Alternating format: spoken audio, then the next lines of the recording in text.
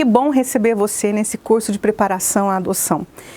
Nós trabalhamos no Poder Judiciário pelo direito das crianças e adolescentes de terem uma família. E esse é o primeiro aspecto bem interessante daquilo que nós temos a falar. Infelizmente, eu não posso dizer que os senhores que me assistem têm direito de adotar uma criança. O direito é inverso. A legislação brasileira no Estatuto da Criança e do Adolescente diz que é direito da criança e do adolescente ser criado e educado no seio de sua família e excepcionalmente em família substituta.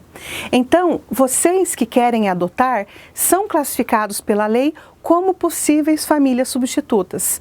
E vocês serão chamados e terão essa oportunidade desde que nós encontremos crianças que estejam precisando de vocês. Então, infelizmente, nós não podemos prometer que vamos realizar o seu sonho aqui.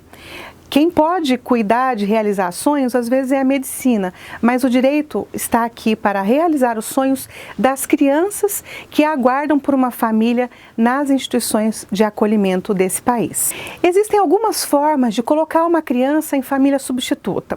Uma delas é quando a criança tem os pais mortos ou eles foram destituídos do poder familiar e tem alguém que quer se responsabilizar temporariamente por eles, cuidar dos bens deles. Isso é a tutela. Tem uma outra modalidade que é quando também um parente vai se responsabilizar por uma criança durante o período em que durar o impedimento dos pais.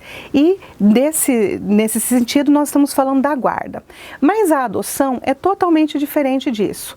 A adoção é aquilo que nós chamamos de uma inserção em família substituta para sempre. A lei também diz que a adoção é um ato irrevogável e irretratável. Isso significa que depois de recebida a adoção de uma criança, aquelas pessoas que a adotaram, se arrependerem, não têm a opção de devolver essa criança. É o mesmo que aconteceria com qualquer um de nós que tivesse um filho biológico e aí ao longo do crescimento dessa criança percebesse nele características que não o agradam. Nós não temos como devolver essa criança, não há um lugar que seja justo para onde ela possa voltar. Então, o local de uma criança adotada ficar é nessa família substituta. E isso é tão forte que mesmo que os pais adotivos morram, isso não restabelece o poder familiar daqueles pais biológicos que anteriormente foram destituídos do poder. Quando nós pensamos em qual a família ideal para uma criança ficar, nós temos em primeiro lugar a sua família natural. É papai e mamãe. Aqueles que geraram a criança têm uma responsabilidade natural pelo sustento e criação dessa criança. Infelizmente, às vezes por razões naturais e outras razões mais graves, esses pais não são capazes de garantir que essa criança seja criada e educada com todos os seus direitos. Então, a lei precisa encontrar uma outra opção de convivência familiar para essa criança. Procuramos, então, a família extensa. Por quê? Família extensa são aqueles parentes com quem nós convivemos que já têm um vínculo de afinidade, de afetividade com a criança, de modo que a separação da criança dos seus pais vai ser menos traumática quando ela puder ir para a convivência dos avós, dos tios, de um irmão mais velho. Então é por isso que a lei sempre prevê que a criança que não pode ficar no âmbito da sua família natural vai ter a primeira oportunidade na sua família ampliada. Somente depois de serem esgotadas as possibilidades de colocação de uma criança em família ampliada, é que então o Poder Judiciário pode começar a procurar pretendentes estranhos à família para adotar. E esses pretendentes, eles vão ser, em primeiro lugar, os brasileiros e, em segundo lugar, os estrangeiros, dentre os estrangeiros, tendo preferência os brasileiros que residem no exterior. E quais seriam os requisitos para nós, brasileiros, que queremos aumentar a nossa família por meio da adoção? Os requisitos são simples. O primeiro deles é ser maior de 18 anos. Eu imagino que pessoas menores de 18 anos ainda estejam construindo suas vidas e não estão prontas para dar esse passo de construir uma família. Por isso é que a lei estabelece a idade de 18 anos. É importante também que, em relação à criança que vai ser adotada, o pretendente seja pelo menos 16 anos mais velho. E isso a lei faz por uma razão muito simples.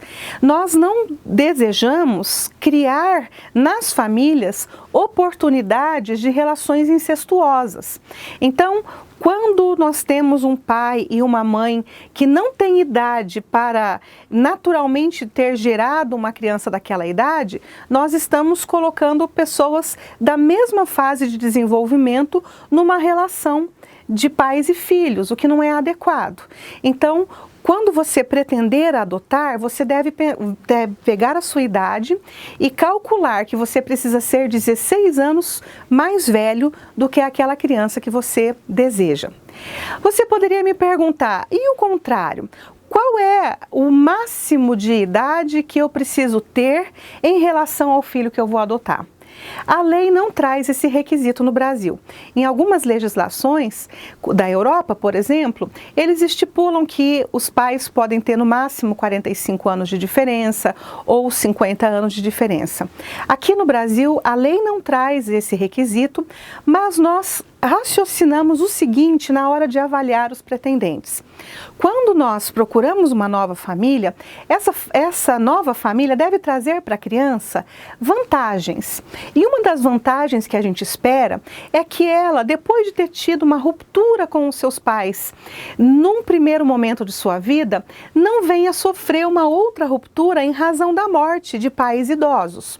Então, nós precisamos calcular que aquela pessoa que vai adotar seja capaz de terminar a criação daquela criança e também de conduzi-la para a vida adulta.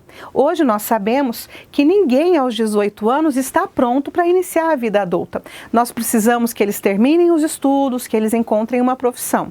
Então, eu gostaria de sugerir para você, como idade máxima, que você olhasse as pessoas ao seu redor que têm a sua idade. Veja qual a idade dos filhos deles. A gente tem observado que as mulheres têm conseguido engravidar por meio de fertilização assistida até por volta dos 50 anos. Então, a nossa sugestão para que essa criança esteja bem amparada é de que você observe pelo menos um máximo de 50 anos de diferença dessa criança que você vai adotar. Outro requisito importante é que se a adoção for conjunta, ou seja, se duas pessoas quiserem adotar conjuntamente uma criança, é preciso que eles vivam em união estável. Ou seja, não é possível que dois irmãos se unam para adotar uma criança, ou que duas amigas decidam ser conjuntamente mães de uma criança, se entre essas duas pessoas não houver um relacionamento estável ou um casamento. Como isso não é possível entre irmãos, entre mãe e filho, nós estamos falando mesmo de um relacionamento afetivo, amoroso de duas pessoas. Essas pessoas podem ser dois homens, duas mulheres ou um homem e uma mulher. A lei não faz nenhuma restrição a esse respeito, mas é necessário comprovar que esse casal tem um relacionamento estável. É muito importante que a gente observe que criança que vem para a família não salva relacionamento. A adoção não salva nenhum casamento. Pelo contrário, nos primeiros dias, por causa da emoção que cerca o recebimento daquela criança, é bem possível que todos estejam muito sensibilizados e as questões de conflito sejam apaziguadas. Mas passado algum tempo, normalmente 6 meses, tudo volta ao que era antes. E o casamento que antes era ruim vai continuar sendo ruim. Então, nós esperamos que as pessoas que querem adotar não venham se utilizar de crianças como remédio para os seus casamentos, para os seus relacionamentos. Quem pode muito bem ajudar um relacionamento em conflito são os profissionais da psicologia, com terapia de casal, terapia individual, mas não joguem essa responsabilidade para as crianças, porque elas não vão ser capazes de salvar o seu casamento. Quando também falamos em adoção, nós estamos procurando famílias que tenham motivos legítimos para adotar. E essa adoção tem que representar vantagem para a criança. Veja, não estamos aqui dizendo que a adoção tem que representar vantagem financeira, que é o que muitas pessoas pensam. Nós não precisamos de pais com casa própria, nem com plano de saúde, nem com possibilidade de levar as crianças nas férias para Disney. Sabemos muito bem que dinheiro, condição material não é requisito para a felicidade de ninguém. Pelo contrário, nós percebemos que as famílias mais humildes recebem as crianças com o coração muito aberto e cuidam perfeitamente dos seus filhos. Não há nenhuma diferença na qualidade de vínculo das crianças com os seus pais por conta de condições materiais. Mas quando a gente fala de vantagens, nós precisamos que a criança saia daquela situação de instabilidade e de risco que ela vive para uma situação de estabilidade e de segurança. Então é necessário que a família que vai adotar tenha condições de habitabilidade, que ela possa pagar o seu aluguel, que ela possa tomar todas as providências quando alguém ficar doente. E que providências seriam essas? Procurar a unidade básica de saúde, procurar os seus direitos junto aos órgãos responsáveis. Então ninguém precisa se preocupar de ser rico, de ter plano de saúde, de ter casa própria, nada disso. Nós precisamos de pessoas que levem estabilidade e segurança para as crianças. Por outro lado, durante a avaliação, os candidatos à adoção vão ter avaliada a sua motivação para o ato. E a gente pergunta o que seria uma motivação adequada para adotar.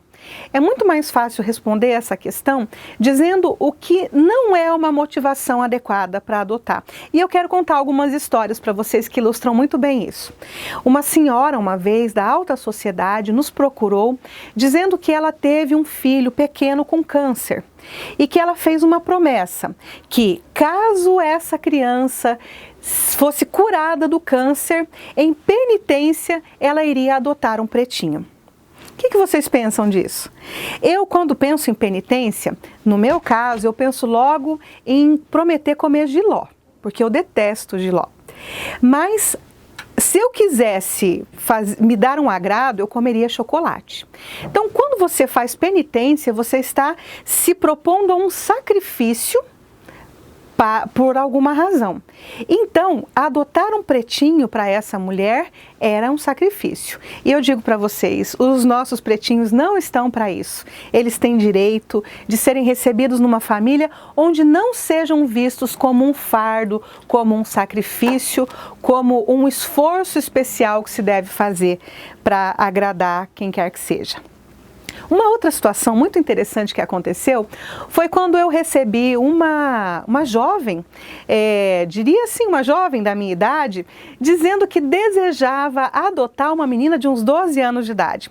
Pensem na alegria minha e da minha equipe, porque vocês sabem que a maioria dos adolescentes tem muita dificuldade de encontrar um pretendente.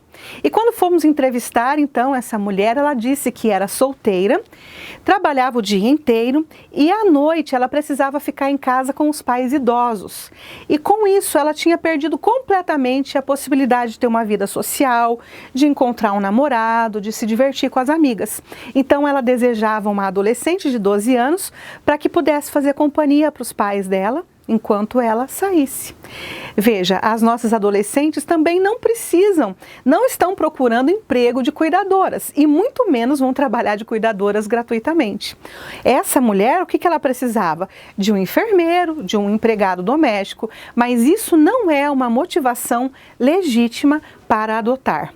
Também não é a motivação legítima para adotar fazer caridade, não é a motivação legítima para adotar aquele desejo de salvar uma pessoa de uma situação de risco que você viu na televisão. É muito comum quando nós vemos alguns desses casos emblemáticos na televisão, que 1000 pessoas se levantem para adotar uma respectiva criança que passou por situação de risco.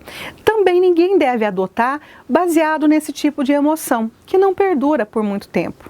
Também crianças não servem na adoção para fazer companhia para amiguinho, para repor um filho que morreu ou para salvar casamento.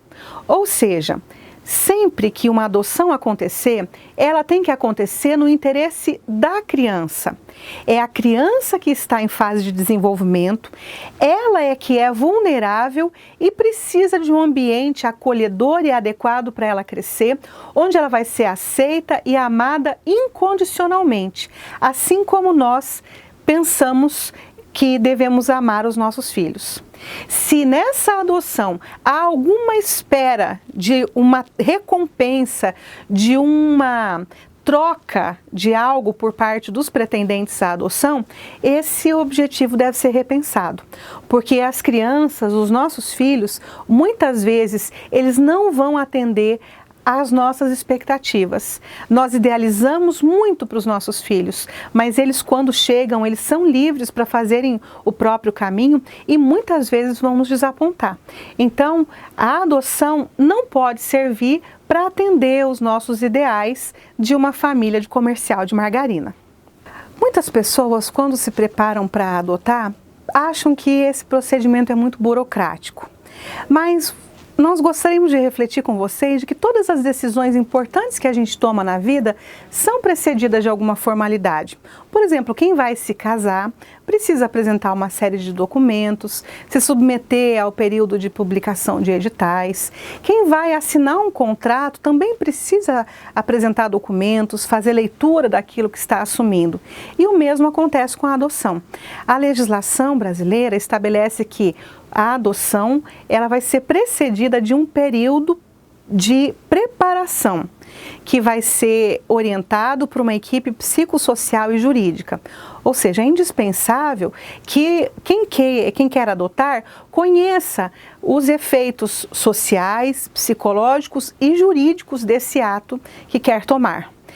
Uma questão bem importante para vocês entenderem é que, com essa habilitação deferida depois da apresentação de documentos e avaliações, a pessoa habilitada vai ter o seu nome inscrito num Banco Nacional de Adotantes.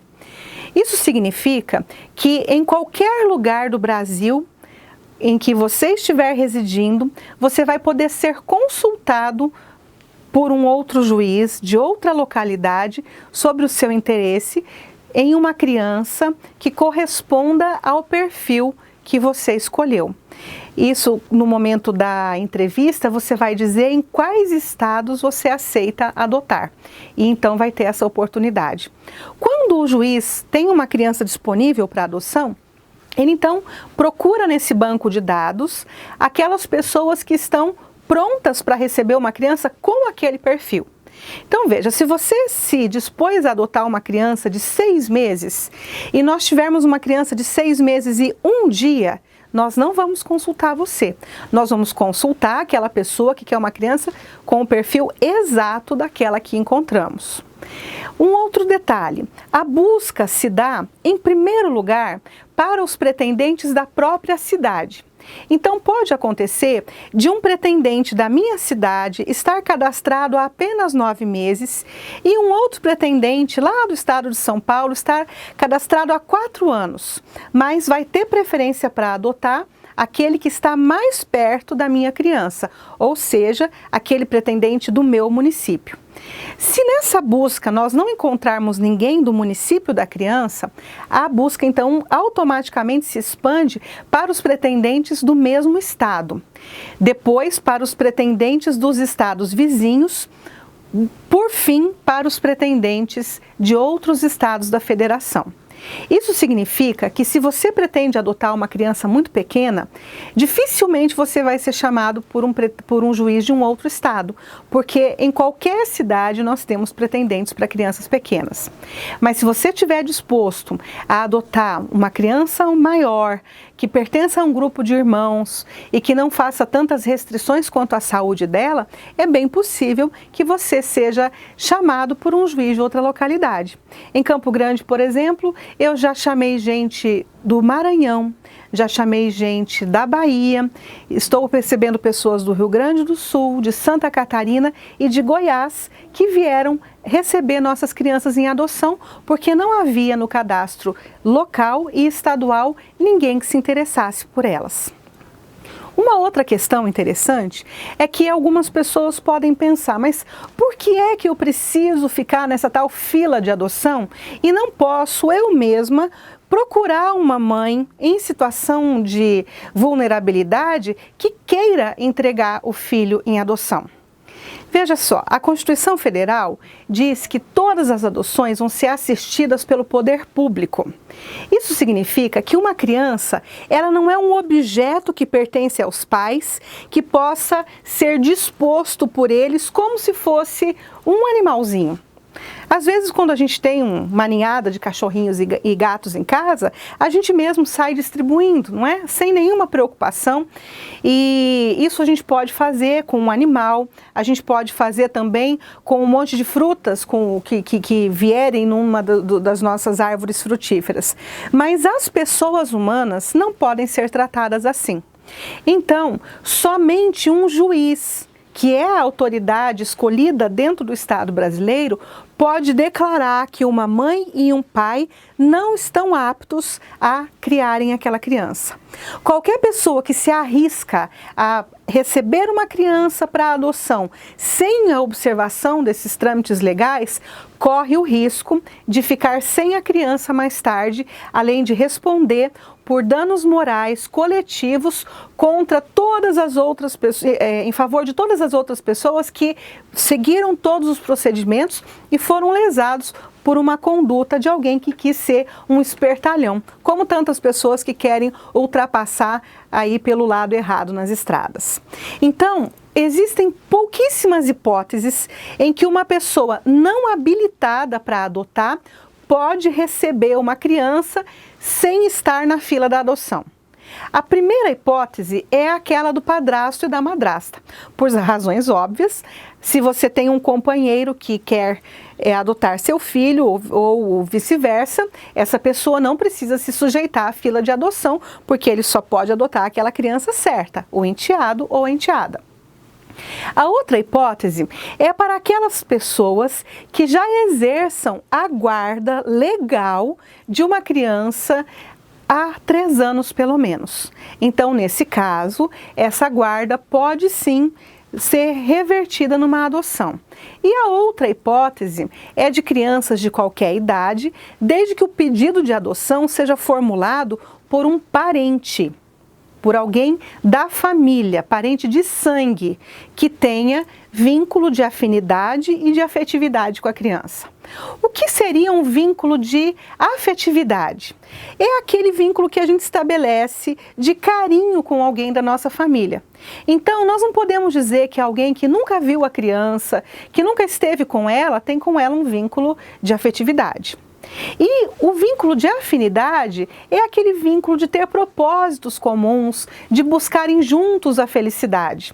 E também naquelas famílias em que há graves conflitos, em que todos estão brigando com todos, nós não vamos poder esperar que um parente desse adote uma criança, filho de alguém ali que ele não gosta.